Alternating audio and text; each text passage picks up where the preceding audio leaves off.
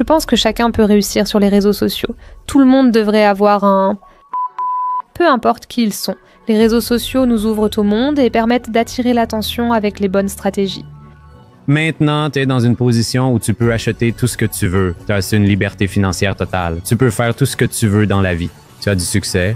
Même si tes comptes sur les réseaux sociaux disparaissaient, tu pourrais vivre uniquement de tes investissements. Et comme je l'ai dit, on ne devrait jamais avoir peur. Pourquoi devrions-nous craindre de perdre de l'argent? Pourquoi devrions-nous penser comme ça? Donc même si tu as tout, tu ne peux aller qu'à un certain point sans développement personnel. La façon de voir cela, c'est simplement de se regarder soi-même en se disant qu'on essaie de faire quelque chose de bien, d'aider le monde et de partager ses connaissances. Peu importe ce que ces gens pensent de toi.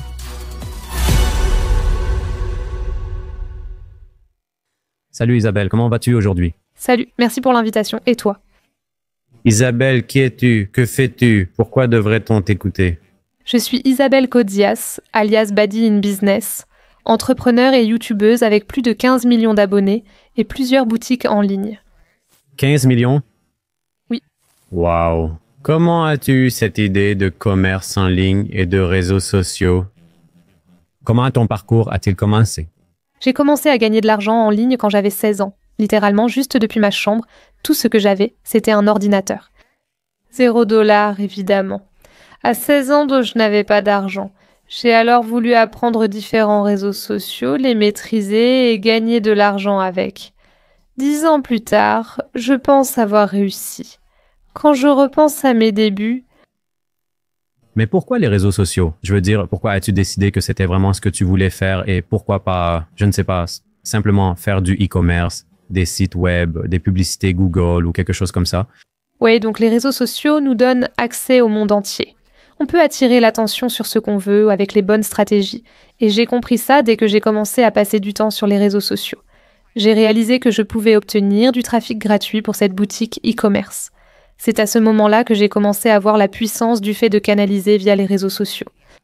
Quand tu as commencé sur les réseaux sociaux, c'était pour toi-même, pour une marque personnelle ou c'était juste pour le site e-commerce? J'avais plusieurs comptes anonymes et un avec mon visage, mais j'aimais parler à la troisième personne sur les autres. Tu sais, je faisais semblant de partager avec plein de gens et j'utilisais ces comptes Twitter pour repartager. Maintenant, ça s'appelle X, mais je dis encore Twitter. J'utilisais ces comptes juste pour repartager et grandir ainsi. Si on avance jusqu'à aujourd'hui, qu'est-ce que tu fais en ce moment sur les réseaux sociaux? Combien de followers tu as? Combien de comptes tu as? Est-ce que tu peux en dire plus à ce sujet? Oui, alors j'ai plus de 15 millions d'abonnés sur tous mes comptes. Je les ai répartis, donc j'ai différentes pages Facebook, comptes Instagram, chaîne YouTube. Rien que sur YouTube, j'ai plus de 2 millions d'abonnés sur toutes mes chaînes réunies. J'ai essayé de m'imposer sur chaque plateforme de réseaux sociaux, d'apprendre à les maîtriser et ensuite de les optimiser pour chacune. 15 millions d'abonnés, c'est fou. Quelle est ta plus grande chaîne? Notre plus grand projet, celui qui est devenu le plus viral, c'est pour notre chien. Nous avons été présentés dans Good Morning America et d'autres médias et on aime vraiment faire sourire les gens avec ce compte. Ça a été mon premier succès quand j'ai relancé mon parcours entrepreneurial en 2020. Wow! Donc, tu as un chien qui est vraiment devenu un influenceur? Oui, j'ai aussi lancé ce compte sans montrer mon visage. C'est fou. Et toi, tu as aussi tes propres comptes, non? Qu'est-ce que tu y fais? J'ai lancé mes comptes de marque personnelle 2 ans après avoir commencé à gagner de l'argent avec mes autres comptes. Beaucoup de gens me demandaient si j'avais une formation, mais je ne voulais pas être juste une vendeuse de formation. Je tenais surtout à partager mon histoire et mes connaissances, car j'avais vécu beaucoup de choses et je voulais qu'un maximum de personnes l'entendent. Je voulais qu'ils sachent qu'ils peuvent accéder à ces connaissances, où qu'ils soient, et quel que soit leur budget, que c'est possible pour eux, peu importe qui ils sont. Tu as essayé d'inspirer, en gros, le monde entier avec ton histoire personnelle sur ton propre compte. C'est comme ça qu'on a commencé avec ça? Exactement, oui. Donc, je voulais simplement utiliser ma marque personnelle comme un moyen d'atteindre le plus de personnes possible pour partager mon histoire et mes connaissances. Et c'est pour ça que j'ai tout mis sur YouTube, entièrement gratuit à 100%. Quand tu as commencé ton parcours, est-ce que ça vient de chez toi? Est-ce que tu as quelqu'un dans ta famille qui vient du monde des affaires, des entrepreneurs ou quelque chose comme ça? Non, en fait, voir mes parents vivre de chèque de paie en chèque de paie toute ma vie en grandissant m'a vraiment poussée à être comme je suis, où j'ai toujours voulu être en sécurité financièrement. Et quand j'ai commencé, mon seul objectif était juste de gagner quelques milliers par mois. Mon but n'a jamais été de devenir millionnaire, je ne pensais même pas que je gagnerais des millions ou que j'en arriverais là où je suis aujourd'hui. Au début, c'était vraiment juste pour essayer de gagner un peu d'argent en plus à côté et de me sécuriser financièrement d'une manière ou d'une autre. Et c'était mon seul objectif. Donc, tout ce que tu voulais, c'était simplement avoir un revenu stable grâce aux réseaux sociaux. Et finalement, tu es devenu millionnaire uniquement grâce aux réseaux sociaux. C'est bien ça? Je dis toujours que je suis millionnaire grâce au pouvoir des réseaux sociaux, mais pas uniquement à eux. Je connais des gens avec des millions d'abonnés qui gagnent moins que moi. Elles manquent aussi d'esprit d'entreprise, donc il est crucial d'avoir une mentalité business à associer à la maîtrise des réseaux sociaux et de l'entonnoir de vente. Beaucoup de gens ont l'un ou l'autre. N'importe qui peut ouvrir une boutique en ligne aujourd'hui, littéralement n'importe qui, même avec la puissance de l'intelligence artificielle. Tu sais à quel point il est facile de lancer une boutique en ligne. Le problème, c'est que beaucoup ne veulent pas vraiment maîtriser la compétence de progresser sur les réseaux sociaux, qui est pourtant essentielle. Si tu l'apprends, comme moi qui ne connaissais ni le business ni les réseaux sociaux, tu peux avancer. Chaque jour, je me suis investie, j'ai appris, pratiqué, essayé diverses approches pour voir ce qui fonctionne, puis tu progresses à partir de là. Tu penses que c'est pour tout le monde, que tout le monde devrait lancer une marque personnelle ou que tout le monde peut réussir avec ça? Je crois que tout le monde, peu importe qui ils sont, peut réussir avec les réseaux sociaux, même sans montrer son visage. Qu'ils aient une marque personnelle ou non, et je pense que tout le monde devrait avoir une marque personnelle, peu importe qui ils sont, parce qu'aujourd'hui, même quand tu vas au restaurant, je ne regarde même plus les avis Google, je regarde leur Instagram pour voir à quel point ils prennent soin de leur restaurant. Donc même si tu es un restaurant ou une personne, ton empreinte numérique est tellement importante et chaque personne, surtout dans le monde de l'entrepreneuriat ou si tu essayes de faire quelque chose à côté, tu devrais soit gagner de l'argent grâce aux réseaux sociaux, soit au moins avoir un profil sur les réseaux sociaux bien établi. Nous avons parlé de ta famille. Revenons un peu là-dessus. Tu as dit qu'ils vivaient de chèque en chèque et que ça t'a donné l'idée de vouloir gagner de l'argent en ligne grâce aux réseaux sociaux. Est-ce que tu penses que le fait de venir de ce type de famille et de situation t'a vraiment poussé à réussir? Oui, mais je dirais que ça a clairement retardé ma réussite. En même temps, parce qu'après avoir commencé à gagner de l'argent, à 16 ans, mes parents désapprouvaient. Ils disaient « Qu'est-ce que tu fais? C'est légal, ce n'est pas durable. Ça ne va rien t'apporter à part peut-être te faire gagner un peu d'argent rapidement. » Donc, comme je vivais avec mes parents à l'époque, évidemment, j'ai adopté cet état d'esprit-là parce que je ne connaissais personne d'autre qui gagnait de l'argent comme ça. J'ai un peu laissé ça me décourager, donc même si je gagnais de l'argent, je ne voyais pas ça comme quelque chose qui pouvait vraiment changer ma vie. Donc c'était toujours quelque chose du genre « Ah oui, je fais ça, mais je suis à l'école pour devenir assistante dentaire. » Tu sais, ce n'était pas seulement mes parents, c'était tout mon entourage. J'ai grandi dans une petite ville où il n'y avait vraiment pas d'entrepreneurs. Tout le monde me demandait « Tu vas à l'université, pourquoi ?» Et moi, je n'en ai pas vraiment envie, même si j'y suis allée. Être dans cet environnement a vraiment retardé et mon succès un petit peu peut-être, mais en même temps tout s'est bien passé, tout arrive pour une raison. Donc j'ai toujours cru à ça. Et je suis tellement reconnaissante d'être là où je suis. Donc si ce sont les défis que j'ai dû traverser pour arriver là où je suis, ça me va aussi. Donc tu gagnais déjà de l'argent en ligne? Il y a 10 ans. Et tu allais encore à l'université? Je l'ai fait. Juste parce que tu voulais convaincre ta famille que ce que tu fais est acceptable et que tu as quand même un diplôme stable? Oui, j'ai travaillé 7 ans comme assistante dentaire tout en gérant mes boutiques e-commerce et réseaux sociaux à côté. Donc je pense que c'est l'autre chose, c'est que les gens me demandent toujours comment je trouve le temps. J'ai toujours trouvé du temps pour ça. Je travaillais toute la journée comme assistante, puis chez moi sur ce projet. C'est pourquoi je dis qu'il n'y a pas d'excuses. Je travaillais et allais à l'école quand j'ai repris l'entrepreneuriat en 2020, donc il n'y a aucune excuse. Peu importe la situation dans laquelle tu es, tu peux toujours recommencer, ou être là où tu es et travailler vers ce que tu veux construire, même si tu essaies de rester dans ta zone de confort, ce que je faisais. Mais qu'est-ce qui t'a donné toute cette motivation pour continuer à travailler même en même temps que tes études, alors que tu savais que tu allais finir et avoir un emploi stable? Qu'est-ce qui t'a poussé à rester aussi motivé pour faire ça par toi-même? Oui, je pense que je me suis toujours sentie appelée à quelque chose de plus grand et que cette grâce vient de quelque chose en dehors de moi aussi. Même quand je travaillais et tout, je sentais toujours qu'il y avait quelque chose qui me poussait vraiment à le faire. J'étais presque obsédée par ça. Je suis presque devenue obsédée par l'envie de continuer à développer des comptes, lancer des entreprises, faire des petits boulots à côté. Et je n'ai jamais voulu me retrouver dans une situation où je n'avais pas d'argent, c'était toujours une peur pour moi. Donc je me suis dit, ok, comment puis-je combattre cette peur? Et c'est comme ça que j'ai senti que j'ai pu la transformer en motivation. Quelque chose de meilleur avec ça.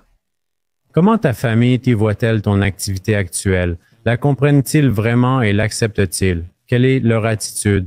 Oh oui, maintenant ils acceptent et comprennent totalement ce que je fais. Ils me soutiennent beaucoup et j'en suis très reconnaissante. Nous sommes très proches, mais au début c'était difficile pour eux de comprendre. Mais il y avait aussi autre chose dont je parlais, c'est que j'ai toujours eu l'impression que je devais gagner plus avec ce travail que ce que je gagnais réellement.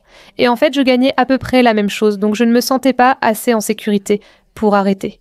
C'est pour ça que, pendant l'année 2020, quand tout s'est arrêté à cause du confinement, j'ai arrêté de travailler parce que tous les cabinets dentaires étaient fermés et mon école aussi. C'est à ce moment-là que j'ai vraiment pu prendre le temps, à 100%, de construire et de me concentrer sur ce que je faisais. Et l'autre chose aussi, c'est que j'ai juste continué à essayer jusqu'à ce que je trouve ma voie. Parce qu'il y avait... Tu sais, j'ai l'impression que toutes les fois où j'ai échoué, j'ai essayé et échoué, essayé et échoué, essayé et échoué. Tout ça a fini par fonctionner et ça a marché, tu vois ce que je veux dire. Parce que les réseaux sociaux changent tout le temps. Donc j'essayais toujours de percer ou d'atteindre le niveau supérieur auquel je voulais être. Et je pense que ça s'est produit simplement parce que j'ai continué à essayer. Est-ce que tu te sens en sécurité aujourd'hui? Oui, je me sens très en sécurité aujourd'hui. Même si j'arrêtais, mes investissements me permettraient sans doute de vivre le reste de ma vie. Je savais que je ne pourrais jamais utiliser mon diplôme d'hygiéniste dentaire ni exercer ce métier. Quand j'ai vu que je gagnais en un mois ce que j'aurais touché en un an, voire 2 fois plus, il n'y avait vraiment aucune raison de continuer. C'est pourquoi j'investis autant que possible pour préparer une vie confortable. Qu'est-ce qui te motive à te lever? Qu'est-ce qui te distingue et te rend si différent? Pourquoi penses-tu que tu as autant de succès sur les réseaux sociaux alors que d'autres essaient et puis juste s'arrêtent ou n'ont pas ce succès? Je pense que les gens veulent des résultats instantanés, mais ça ne marche pas comme ça et je pense qu'il faut avoir quelque chose qui te motive. Des gens créent des comptes ou des boutiques en ligne sans aimer le sujet, alors pourquoi commencer? Des personnes ouvrent parfois une boutique en ligne dans une niche qu'elles ignorent. Désolée pour tous les gars qui sont dans la niche de la beauté, je me demande pourquoi. Tu pourrais choisir quelque chose de plus masculin et mieux réussir, car tu y crois vraiment. Tu peux vraiment poursuivre ça longtemps. Donc c'est probablement pour ça que je pense que la plupart des gens échouent, c'est qu'ils n'ont pas la passion, ils n'ont pas cette motivation pour vraiment continuer ce qu'ils font. Comment tu trouves cette passion? Qu'est-ce qui t'a fait comprendre que c'est vraiment ça que tu aimes faire? Oui, je veux dire, moi, ça va jusqu'à un certain point, parce que chaque jour, tu vas ressentir que tu n'as pas envie de faire des choses. Donc la passion, je pense que ça t'aide énormément. Mais à la fin de la journée, j'aime vraiment les réseaux sociaux. J'aime vraiment apprendre dessus, tester des choses, créer différentes vidéos, voir ce qui marche, ce qui ne marche pas. Mais j'ai appris à aimer ça. Et l'autre chose, c'est que beaucoup de gens disent « Tu es juste doué pour ça ». Mais non, j'ai littéralement tout appris depuis le début. C'est juste une compétence comme n'importe quoi d'autre dans la vie. D'accord. Alors, à quoi ressemble ta journée? Quand tu te réveilles, tu te lèves plein d'énergie en te disant « Maintenant, je veux faire des réseaux sociaux » ou tu dois trouver un équilibre? Peux-tu décrire ta journée? En général, je me réveille déjà à ce stade. Même en gagnant des millions sur les réseaux sociaux, je fais encore beaucoup moi-même car j'aime ça. Donc je me réveille toujours le matin et la première chose que je fais, c'est que je poste une vidéo et je ne sors pas du lit tant qu'elle n'est pas publiée. Donc j'essaye vraiment de m'assurer que je ne peux pas commencer ma journée tant que ce n'est pas fait. Je donne la priorité à ça, le plaçant avant beaucoup d'autres choses dans ma vie. Je ne vais même pas manger parce que j'essaye de finir ce que j'ai à faire, ce qui n'est probablement pas la chose la plus saine, mais c'est quelque chose dont je me suis rendu compte. Tu sais, je mets juste la priorité là-dessus. Je me concentre chaque jour sur ce que je dois faire pour rester présente pour moi-même. Donc, même avec 15 millions d'abonnés sur tes différents réseaux sociaux, tu publies encore des vidéos tout seul. Oui. Et as-tu une équipe qui t'aide à produire ces vidéos? Alors maintenant, j'ai une petite équipe. Au début, je n'en avais pas du tout. Et toi, En fait, on s'est rencontrés l'année dernière et tu étais genre, quoi? Comme je t'ai dit, je n'ai pas d'équipe. Et tu étais là. Quoi, tu plaisantes? Qu'est-ce que tu veux dire, tu n'as pas d'équipe? Il y a des gens qui ont d'énormes équipes et qui n'ont même pas des millions et des millions d'abonnés. Donc oui, en fait, c'est surtout moi et ma famille qui faisons tout. Mais sinon, je n'ai pas d'autres gros employés ou d'employés à temps plein. Wow, c'est fou. Donc, tu as des millions de vues chaque mois et tu fais tout seul. Je me souviens même qu'on en avait parlé, même les miniatures, le montage, tu faisais tout toi-même. Je l'ai fait, mais j'essaie désormais de déléguer. Pour YouTube, une fille s'occupe des miniatures, mais je reste exigeante et lui demande souvent des modifications, et il m'arrive encore de les faire moi-même. Comment tu te sens par rapport au fait d'être aussi exposé sur les réseaux sociaux? Honnêtement, au début, quand j'ai recommencé mon parcours d'entrepreneuriat, en 2020, je ne montrais pas toute ma vie. J'ai vraiment commencé à la partager avec le lancement de ma marque personnelle que j'adore, mais je garde certaines choses privées. Beaucoup de gens pensent qu'ils voient tout, mais en réalité ce n'est pas le cas. Je garde en fait beaucoup de choses privées. Parce que j'aime vraiment en profiter pour moi-même, pas parce que j'ai peur ou quoi que ce soit, mais simplement parce que j'aime en profiter pour moi. Et les choses que je partage, j'essaye toujours de m'assurer que je les partage avec un but précis. Donc j'ai toujours cet état d'esprit.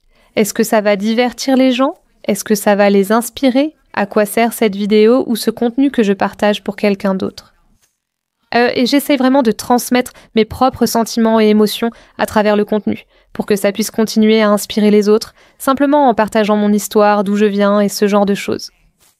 Est-ce que ça s'accompagne de haine? Oui, bien sûr, j'aime toujours plaisanter là-dessus, parce que même le compte de mon chien reçoit littéralement de la haine. Et je me dis, si tu détestes un chien, imagine à quel point tu dois être malheureux pour détester un chien. Donc évidemment, moi aussi je reçois plein de haine. Ce sont surtout des gars qui commentent, en fait c'est surtout les gars qui détestent, ce qui est vraiment bizarre. Mais oui, je reçois des commentaires haineux tout le temps, mais en fait j'encourage les commentaires haineux parce qu'ils m'apportent plus de vues, plus de likes, plus d'engagement.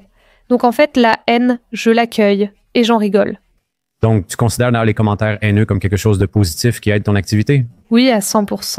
Les commentaires haineux augmentent vraiment mon engagement. Wow. Est-ce que c'était difficile au début? La seule fois où ça m'a été difficile pour moi, c'est quand les gens attaquaient ma petite entreprise.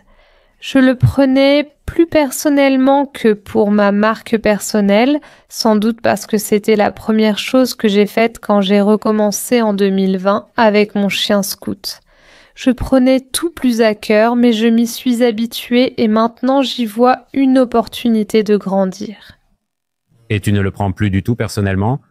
Non. On en rigole. Waouh, tu lis les commentaires? Oui, je lis chaque commentaire, j'essaie de répondre à chaque commentaire moi-même. Je n'ai pas de bots, je n'ai pas d'employés qui parlent à ma place. J'essaie littéralement de répondre à chaque commentaire parce que, encore une fois, j'adore ça et j'en ai envie. Je veux dire ceci, je crois sincèrement que je fais ça parce que quand j'ai commencé à 16 ans, j'avais l'impression que le monde était un peu contre moi. À cette époque, j'ai coupé les ponts avec tous mes amis. Je n'avais pas d'amis, je n'avais personne, j'avais juste mon ordinateur portable et les réseaux sociaux. C'est arrivé soudainement. Je me suis dit, tu sais quoi, je peux vraiment faire quelque chose de tout ça. Et je pense que j'ai commencé à accorder plus d'importance au monde d'Internet qu'aux gens dans la vraie vie.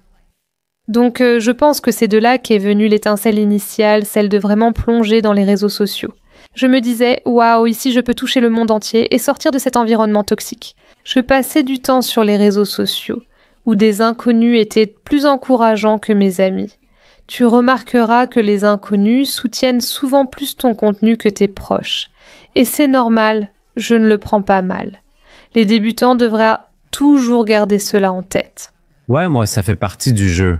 Tous ces commentaires t'aident à réussir et à devenir une meilleure personne, un meilleur entrepreneur. Tu as dit que tu faisais des recherches sur le contenu et que tu essayais toujours de t'améliorer, de voir ce que les autres font et ce dont ils ont besoin pour produire du contenu qui répond à leurs besoins. Comment tu fais pour te déconnecter? Les réseaux sociaux sont toujours là, sur ton téléphone. Qu'est-ce que tu fais pour, arrêter de travailler? Où est-ce que ça existe vraiment, arrêter de travailler? Où tu penses toujours au business et à comment t'améliorer?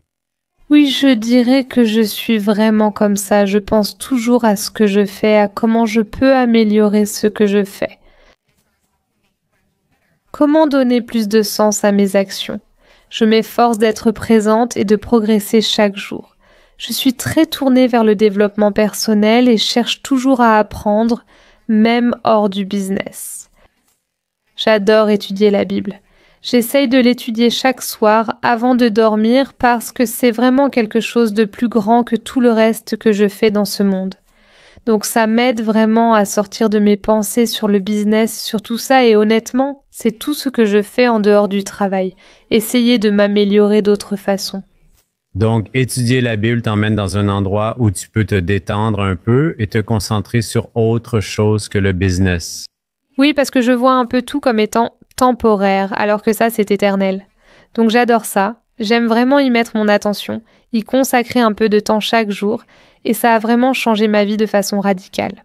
Est-ce que tu crois au mauvais œil? C'est drôle car beaucoup craignent de publier sur les réseaux sociaux à cause de ça.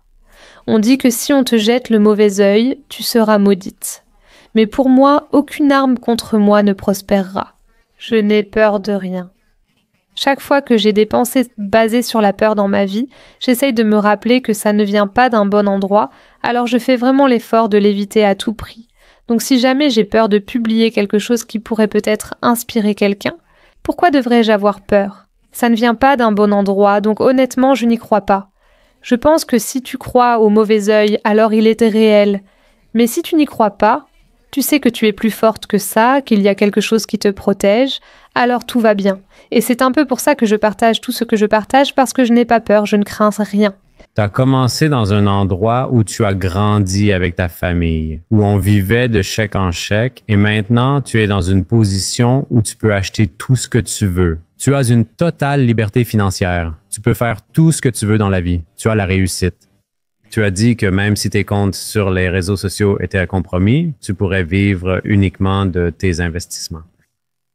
Comment abordes-tu l'argent maintenant et comment te sens-tu avec tout ça en ce moment? Parce que moi, par exemple, je viens d'une situation similaire, mais c'était très difficile pour moi de comprendre que c'est normal de commencer à dépenser de l'argent, que c'est normal de réussir parce qu'on vient de chez nous avec une perspective où on n'a pas d'argent ou que ça peut disparaître ou des choses comme ça. Est-ce que tu as un sentiment ou une expérience similaire? Oui, donc quelque chose que j'ai appris récemment, et c'est quelque chose dont je me suis rendu compte probablement au cours des 2 ou 3 dernières années, après avoir commencé à vraiment penser en dehors de notre vie normale. Et comme je l'ai dit, nous ne devrions jamais avoir peur. Pourquoi devrions-nous avoir peur de perdre l'argent, qui nous fait penser comme ça, tu sais? Pourquoi devrions-nous penser comme ça? Et l'autre chose, c'est que si tout disparaissait, devine quoi? On aurait toujours notre santé. Chaque jour, nous nous levons en bonne santé et pouvons tout recommencer. Nous avons toujours notre état d'esprit. Nous avons toujours tout. Nous avons les choses que personne ne peut nous enlever. C'est donc dans cette direction que j'aime penser, et c'est ce qui a vraiment changé mon état d'esprit. Parce que même quand je gagnais des dizaines de milliers de dollars par mois, j'avais toujours tellement peur de tout perdre. Et je n'étais même pas heureuse. Pourquoi gagner de l'argent si tu penses que ce ne sera jamais assez? Donc, et tu sais, je pense que c'est aussi une façon dont j'ai grandi parce que mes parents vivaient de chèque en chèque. Ils étaient toujours dans la peur aussi. Donc même eux avaient peur, genre d'accord, et si quelque chose arrivait? Et si mon père tombait malade? Et si ça arrivait? C'est comme si on ne pouvait pas vivre ainsi. Imagine, dans 50 ou 80 ans, on réalise qu'on a passé notre vie à s'inquiéter pour des choses stupides, au lieu d'être reconnaissant pour ce qu'on a. Peu importe ce qui arrive, tant qu'on a la santé, on a tout. Est-ce que tu crois que parce que tu t'es amélioré en tant que personne, en tant qu'entrepreneur, même si le monde te prend tout, tu pourrais tout recommencer à zéro et tout reconstruire? Oui, parce que j'ai appris, et c'est quelque chose que, tu sais, quand j'ai grandi sans croyance, j'avais tout le temps peur, alors que maintenant, avec une foi très forte, c'est littéralement ma foi qui guide ma vie. Je n'ai plus peur de rien, et s'il devait m'arriver quelque chose, je sais que tout ira bien et que quelqu'un veille sur moi. C'est quelque chose qui, en soi, change littéralement la vie. Donc oui, je n'ai plus vraiment peur de ça maintenant. Et selon toi, qu'est-ce qui vient en premier? Le développement personnel ou la marque que tu as créée? Qu'est-ce qui a permis à l'autre d'atteindre un niveau supérieur? Tu parles de mon entreprise, ma marque perso ou autre? Tu as lancé une entreprise et tu ne savais rien sur les entreprises? Oui. Et puis, tu as lancé ta marque personnelle et tu ne savais pas comment la développer, mais tu as réussi avec eux. Pourquoi? Est-ce lié à ton progrès comme entrepreneur et à ton état d'esprit? Améliorer ou bien l'entreprise t'a-t-elle simplement guidé vers la prochaine étape et aidé à t'améliorer? Oui, je pense que l'obsession de vouloir réussir et la compétitivité m'ont clairement aidé à atteindre un certain niveau. Mais ce que j'ai appris sur moi-même et sur d'autres entrepreneurs qui gagnent aussi beaucoup d'argent, c'est qu'on ne peut aller que jusqu'à un certain point sans développement personnel, foi, ou peu importe comment on veut l'appeler. Tu ne peux aller que jusqu'à un certain point. Donc même si tu as tout, tu ne pourras quand même pas dépasser une certaine limite. Si tu n'as pas cet aspect tout clé. À mon avis, d'après mon histoire, parce que même il y a 2 ou 3 ans, comme je l'ai dit, je gagnais de l'argent en ligne. Mais j'ai vraiment eu l'impression de toucher le fond parce que je suis devenue trop obsessionnelle. J'ai commencé à vouloir gagner 200 000 par mois. Devine ce que j'ai fait. J'ai commencé à mal investir et à perdre de l'argent à cause de mon état d'esprit. J'aurais pu tout perdre. Si j'étais partie en vrille, c'est là que j'ai compris que je devais contrôler mes émotions et me reprendre, car je n'étais pas assez forte pour garder cette richesse si je continuais ainsi. C'est alors que j'ai cherché ailleurs pour comprendre comment vivre ma vie. Pourquoi voudrais-tu gagner encore plus que ce que tu gagnes en ce moment? Donc maintenant, je vais très bien parce que je me sens vraiment lucide, simplement par la façon dont je crois et la façon dont je vis ma vie aujourd'hui. Mais à l'époque, je sentais que je ne vivais pas comme ça, parce que je n'avais aucune croyance, et mes émotions prenaient le dessus sur moi. Donc soit tu prends le contrôle de tes émotions grâce à ce en quoi tu crois, à ta foi, soit tu pourrais littéralement tout perdre juste parce que tu ne te concentres pas là-dessus. C'est ce que je ressens. Te décrirais-tu comme une personne compétitive? Oui, je suis compétitive, inspirée par la réussite des autres, même si parfois je ressens de la jalousie. Je suis très excitée de voir d'autres personnes, avec des millions d'abonnés. Demande même à ma famille. Ils me disent de me calmer, car même si une de tes vidéos devient virale, je m'emballe. Je suis là genre, regarde, la vidéo vient de devenir virale. J'aime vraiment voir les gens réussir, et je pense que parce que j'aime voir les gens réussir, ça m'aide aussi dans le sens où j'ai envie de faire pareil. Comment ils ont fait ça? Je ne reste pas là à me dire « Oh mon Dieu, regarde ça », à être jalouse. Non, en fait, je regarde ça et je me dis « Oh mon Dieu, ok, laisse-moi essayer de reproduire ça et de faire la même chose. » Donc, ça ne vient pas d'un endroit où je me demande pourquoi ils réussissent et comment je peux faire pareil. Ça vient plutôt du fait que s'ils l'ont fait, comment puis-je le reproduire? Comment puis-je réussir aussi? Et en fait, ça te donne essentiellement une motivation positive. Exactement, parce que je pense que beaucoup de gens ont des croyances limitantes. Ils ont l'impression qu'ils ne peuvent pas vraiment faire quelque chose que quelqu'un d'autre a accompli. Et je peux te dire que n'importe qui peut littéralement faire ce que je fais. Je ne suis pas plus spéciale que n'importe qui d'autre. J'ai échoué au lycée avant de finir un programme de prévention du décrochage. Je me croyais bête et stupide. J'ai ressenti les mêmes émotions et difficultés que les autres face à l'échec. Très souvent, c'est simplement parce qu'ils ne croient pas qu'ils en sont capables. Ils ne veulent pas prendre le temps de le faire, et ils ont l'impression que c'est hors de leur portée. En réalité, ce n'est pas vrai. Si tu brises ces barrières, tout est possible. Si quelqu'un veut commencer dès maintenant son parcours entrepreneurial et qu'il s'inquiète de la réaction de la société, de ses amis, de sa famille, que lui dirais-tu? Tes amis et ta famille vont sûrement te critiquer ou trouver ça étrange, mais tu n'as pas besoin de leur soutien ni de leur en parler. Qu'est-ce qui te motive aujourd'hui à continuer d'aider les gens, à continuer de t'améliorer? Je pense que chaque jour est une nouvelle occasion d'inspirer et d'aider les autres. C'est un excellent état d'esprit, même en entreprise. Il faut toujours se demander comment servir les autres. Qu'est-ce que je peux faire? Qu'est-ce qui va améliorer la vie des autres, Charlotte? On l'observe aussi à petite échelle. Par exemple, lors du lancement de boutiques en ligne, les gens se demandent comment leur produit peut résoudre ce problème. Comment cela peut-il résoudre un problème pour quelqu'un? Comment cela peut-il apporter de la valeur à la vie de quelqu'un? Nous devons toujours garder cela en tête dans nos actions quotidiennes. Comment puis-je apporter de la valeur à la vie des autres? Et c'est un peu, je dirais, ma motivation chaque jour. D'où vient le nom Badi en affaires? Donc, tu es probablement surprise par ça, mais il n'y a rien qui y soit attaché. J'ai littéralement choisi le nom de ma marque personnelle comme j'aurais choisi un nom d'entreprise. Je suis allée sur un site de générateur de noms d'entreprise et j'ai juste tapé différents mots-clés. J'aimerais aussi un peu redéfinir tout le concept de baddie parce que parfois j'ai l'impression que baddie c'est un peu bizarre, comme des filles qui ne font peut-être pas de bonnes choses. Donc je me suis dit pourquoi ne pas simplement redéfinir ce nom. Et puis j'aime bien, le BIB ça sonne bien et c'est accrocheur. Donc j'ai un peu lancé ma marque personnelle aussi dans une optique d'entreprise.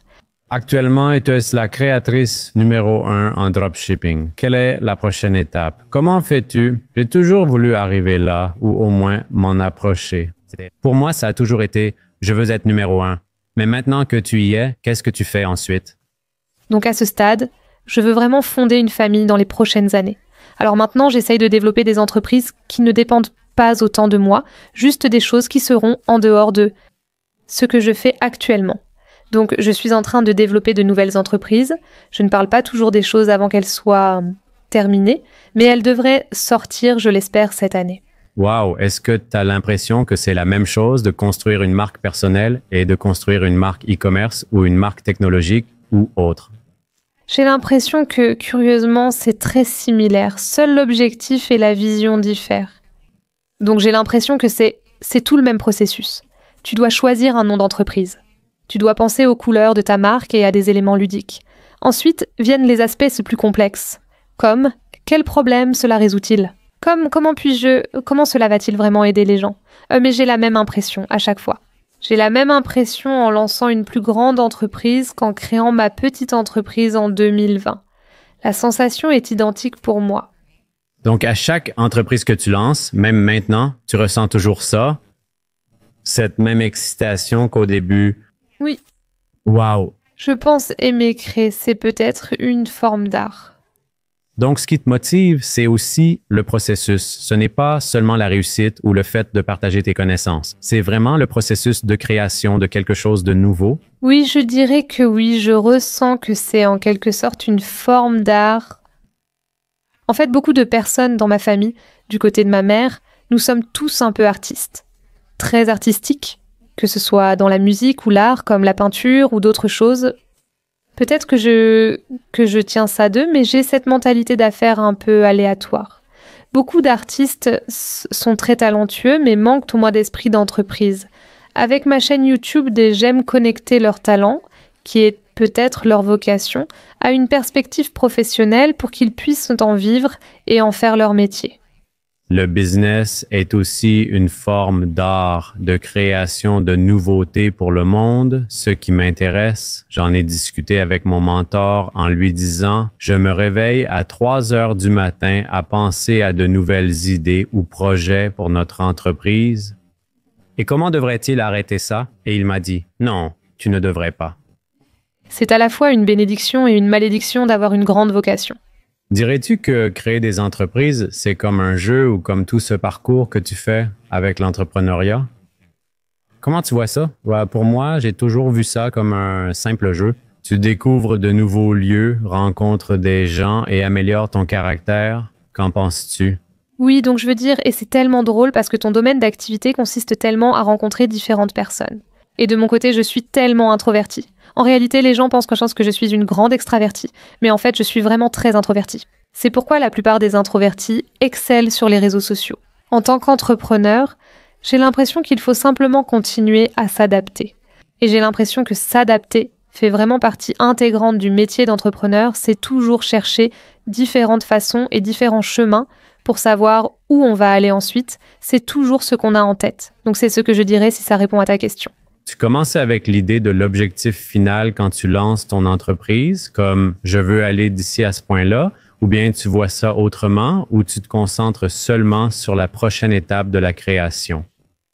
En réalité, je ne planifie pas trop à long terme, même si j'y pense parfois, notamment en lançant cette nouvelle entreprise, où je me dis, bon, ok, je recevrai une récompense pour ça. Oui, je pense à long terme, et j'imagine parfois jusqu'où cela pourrait aller.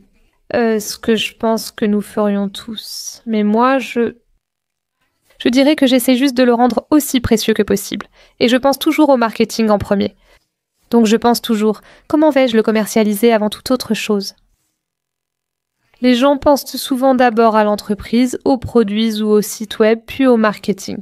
Moi, je privilégie le marketing avant tout et commence toujours par là. Je suis entièrement d'accord. Mais si tu ne vois pas à très long terme, et comme on l'a dit, tu as déjà l'argent qu'il te faut et tu en es satisfait. Comment tu te réveilles le matin et tu gardes cette motivation? Est-ce que c'est juste parce que tu veux apporter plus de valeur aux gens ou est-ce qu'il y a autre chose qui te pousse? Est-ce que c'est ce sentiment de vouloir créer, de vouloir réaliser mes idées pour les autres? Qu'est-ce qui te motive? Oui, je sens qu'on est lancé. Je pense qu'on est sur cette terre pour si peu de temps et je crois qu'on devrait juste essayer d'accomplir. Peu importe ce que c'est, le but que Dieu a pour notre vie. Chaque jour, et si ça veut dire simplement passer la journée à se concentrer sur notre famille et juste rester focalisé là-dessus. Alors qu'il en soit ainsi, mais en fait, c'est vraiment ça. C'est la direction dans laquelle j'ai vécu ma vie cette dernière année. C'est juste essayer de me réveiller et de comprendre, quel est vraiment le but de ce vers quoi je travaille et pourquoi. Et je dirais que c'est une grande partie de la raison pour laquelle je réussis aussi. C'est parce que je pense à ça, je me pose cette question. Pourquoi est-ce que je fais ça? Quel est le but? Est-ce pour être plus libre? Et c'est pour ça aussi que j'ai structuré toutes mes entreprises de la façon dont je les fais pour avoir cette liberté de temps. Parce qu'encore une fois, l'argent ne compte pas si tu n'as même pas le temps d'en profiter. Tu sais, si tu travailles du matin au soir, je ne veux pas être comme ça et c'est aussi pour ça que c'est ce qui me motive. En tant que femme, j'ai envie d'être maman. À 27 ans, je pense avoir encore un peu de temps, mais je veux donner le maximum maintenant. Je ne sais pas si les hommes ressentent cela, mais j'aimerais tout accomplir pour pouvoir ensuite me consacrer à mes enfants et les élever pour qu'ils deviennent eux aussi de petits présidents, directeurs généraux. Puis les investissements continueront de croître. Exactement, mais même si je dis ça, je pense quand même que j'aurais probablement envie de évidemment continuer à le faire, parce que je ne pense pas que ma passion va simplement disparaître quand j'aurai des enfants. Non, tu ne peux pas juste arrêter soudainement. Oui, Ochancho, je ne pense pas que ça va simplement disparaître, mais c'est ce qui me motive en ce moment, ce sont ces pensées. Je suis juste très transparente que ce sont mes pensées en ce moment dans ma vie. Je n'en ai pas vraiment parlé sur ma chaîne YouTube ou ailleurs, mais c'est ce à quoi je pense récemment. Ça change toujours selon les moments, selon les différentes périodes de ta vie. Exactement, oui. Y a-t-il des choses à éviter ou des entreprises à ne pas utiliser sur les réseaux sociaux ou quelque chose que tu ne ferais pas en général? Oui, donc quelque chose qui est très normalisé aux États-Unis, c'est OnlyFans. Et une chose que je dis toujours, c'est que tout l'argent n'est pas bon à prendre. Point final, gagner des millions ne les empêche pas de se sentir vides. J'en suis presque certaine. Peu importe la taille de leur maison. Peu importe la taille de leur voiture. Parce que je sais que pour moi, je fais quelque chose d'extrêmement épanouissant dans ma vie, j'adore ce que je fais, je peux créer des vidéos amusantes, faire ce que j'aime faire, et ensuite développer ma marque personnelle et inspirer le monde à faire pareil. J'ai accompli tous mes objectifs, je construis en ce moment même ma maison de rêve à 2 millions de dollars, j'ai ma voiture de rêve, mon G-Wagon, j'ai tout ce que je veux et je peux littéralement te le dire franchement dès maintenant. OnlyFans va vraiment te ruiner la vie, c'est pourquoi j'ai voulu prévenir les femmes que tout argent n'est pas forcément bon à prendre. Ce sera très difficile, même si elles ne le réaliseront pas encore. Si je peux juste dissuader d'autres filles. Il existe tant d'autres moyens de gagner en ligne, pas besoin de ça. J'en suis la preuve. Je n'ai même pas montré mon visage, donc aucune excuse. Et l'autre chose à propos d'OnlyFans, sur Mallory of Psalms, c'est qu'il faut littéralement gérer un OnlyFans comme une entreprise. Alors autant lancer une entreprise dont tu es fier, parce qu'aucune de ces choses ne va t'apporter de satisfaction. Ça ne me satisfait pas non plus et c'est pour ça que c'est bien d'être en paix avec Dieu. Et de ne pas faire ce genre de choses parce que statistiquement ça y mène. OnlyFans mène statistiquement à des problèmes de santé mentale. Et à mon avis, c'est une mort spirituelle, ça va littéralement te tuer de l'intérieur. Tu dis aussi qu'il est possible de créer une marque personnelle même sans OnlyFans. Bien sûr, les filles sont tellement plus talentueuses qu'elles ne le pensent probablement. Et tu sais, certaines personnes disent « Eh bien, j'aime ça, j'aime faire ça. » Et c'est comme « D'accord, tu aimes ça en ce moment, mais je te le dis, tout l'argent n'est pas bon à prendre. Et même si tu as des millions, même si tu gagnes des millions, devine quoi? Tu ne seras toujours pas épanoui. Seul Dieu peut faire ça. Donc qu'est-ce qu'il te reste? Il n'y a rien, donc... » Les problèmes psychologiques coûtent plus cher que l'argent. Exactement, oui. En ce moment, tu as plusieurs comptes sur les réseaux sociaux. Tu as le tien, celui du chien, tu as tes autres entreprises. Est-ce que tu dirais que c'était toujours le même processus, le même début, le même plan, la même structure de vidéo? Qu'est-ce que tu en penses? Oui, c'est pour ça que je dis toujours que ma stratégie fonctionne peu importe la situation. Parce que j'ai littéralement reproduit la même stratégie pour chaque entreprise que je possède et pour chaque compte que je gère. Et j'ai réussi à les faire grandir. Bien sûr, il y a eu des projets en cours de route que j'ai essayés et avec lesquels j'ai échoué. Le plus drôle auquel je pense, c'est que j'ai même lancé une chaîne YouTube où je montrais des cartes Pokémon. C'était aussi en 2020, quand j'essayais beaucoup de choses différentes. Et j'ai littéralement posté 2 vidéos de moi en train de montrer mes cartes Pokémon. Je veux dire, c'était des cartes Pokémon de mon enfance. Mais ensuite, je me suis rendu compte que, tu sais, ok, je ne pouvais probablement pas continuer à faire ça, alors j'ai arrêté. Mais juste le fait que j'ai fait les vidéos, je les ai montées, je les ai postées, j'ai essayé. Vous ne pouvez pas les trouver, donc n'essayez pas d'aller les chercher, les gars. Mais juste le fait d'avoir essayé, d'avoir continué à essayer différentes choses, c'est juste pour le plaisir. Genre, si ça rate, ça rate. Donc je ne peux pas dire que tout ce que j'ai fait a été un succès. Non, j'ai échoué tellement de fois, mais c'est pour ça que je pense avoir appris ce qui fonctionne ou pas, et puis je n'ai pas peur de réessayer. Comment gères-tu ces échecs? En fait, j'ai un tatouage qui dit « Jamais un échec, toujours une leçon », parce qu'à 18 ans, j'ai compris ça et ça a vraiment changé ma vie. Parce que je me sentais comme une ratée pendant mon adolescence, comme quand j'ai littéralement échoué au lycée. Comme je l'ai dit, je me sentais comme une idiote, une ratée, même si j'ai finalement terminé dans un programme de prévention du décrochage scolaire. Je me sentais quand même horrible à propos de moi-même parce que j'étais la personne dans ma famille que tout le monde pensait être vouée à l'échec. J'allais finir à la rue, j'étais mauvaise à l'école, je faisais des bêtises et je n'écoutais pas. J'avais l'impression d'avoir coupé les ponts avec mes amis et d'être dans un mauvais environnement. Honnêtement, je pense que ça y a contribué, mais je suis juste tombée très bas.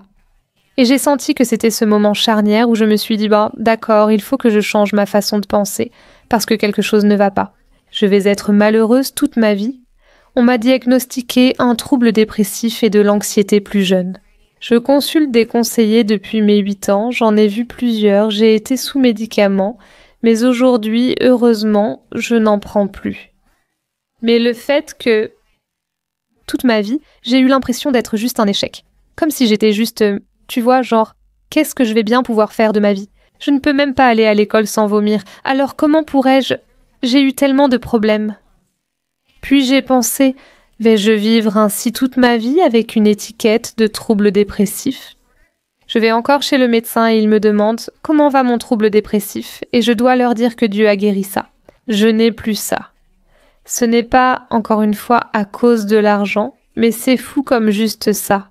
Ça a toujours été là. Et puis revenir à ça. Désolée, je m'égare un peu. Mais pour revenir à ce qu'on disait, le truc de jamais un échec, toujours une leçon. J'avais l'impression que toute ma vie était un échec, que j'échouais tout le temps. Alors je me suis dit, tu sais quoi?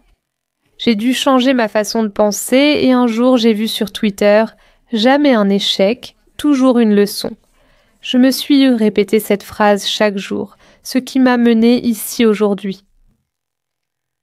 Et maintenant, si tu publies une vidéo, un reel ou autre, et que tu n'obtiens pas le nombre de vues ou d'engagements que tu attendais,